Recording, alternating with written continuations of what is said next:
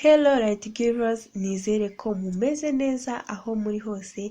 Uyu munsi tugiye kuganira ku bintu 15 wagakwiye kwibuka nkawe nk'umukobwa, ukibuka kubitwara mu isakoshi yawe mbere yo kuva mu rugo.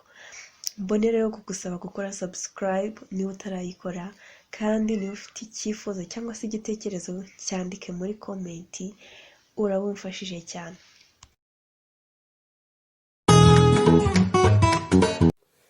Icya mbere ni makeup.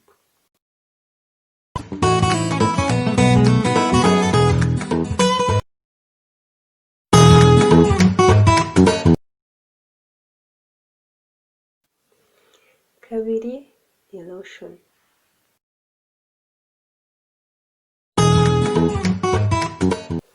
Icya gatatu ni icupa ry'amazi.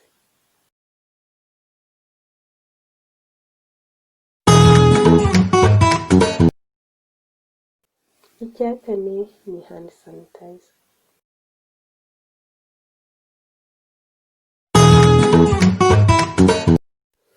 Icya gatanu ni urupapuro cyangwa se agatambaro k'isuku.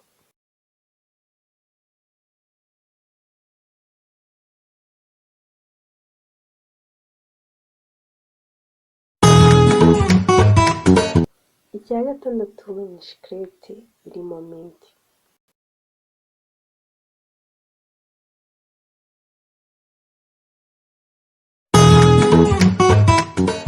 Karindwi ni Perfume.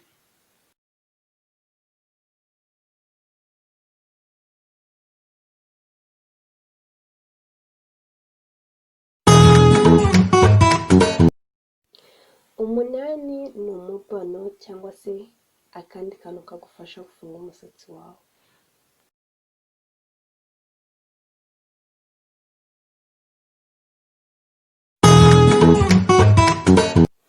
Icya cyenda ni wallet.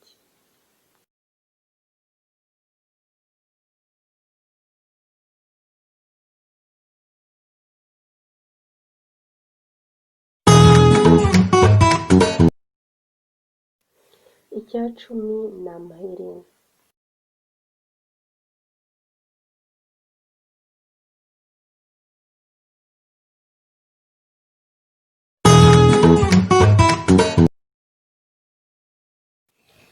Cumi na rimwe ni USB flash drive.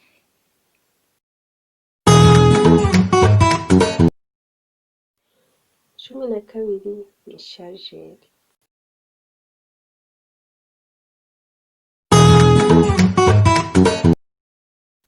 Cumi na gatatu ni ikaramu ndetse n'agatabo gatoya ukoresha wandika.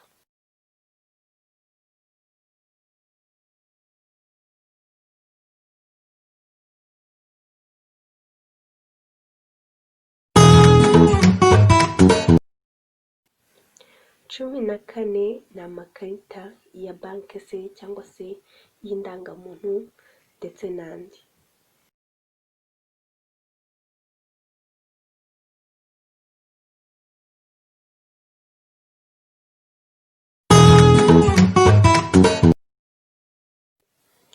Cumi na gatanu ni padi cyangwa se kotegisi.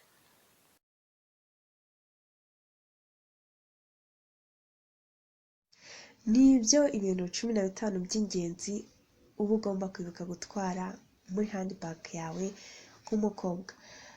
Nawe ku bwawe, bitewe n'icyo ukora cyangwa se n'uwuriwe, ushobora kugira ibyo wongeramo, ariko niba hari icyo wajyaga wibagirwa muri ibi ngibi ukaba umaze kubona ko ari ngombwa, keep it on your mind, utaha uzabyibuke ugitware.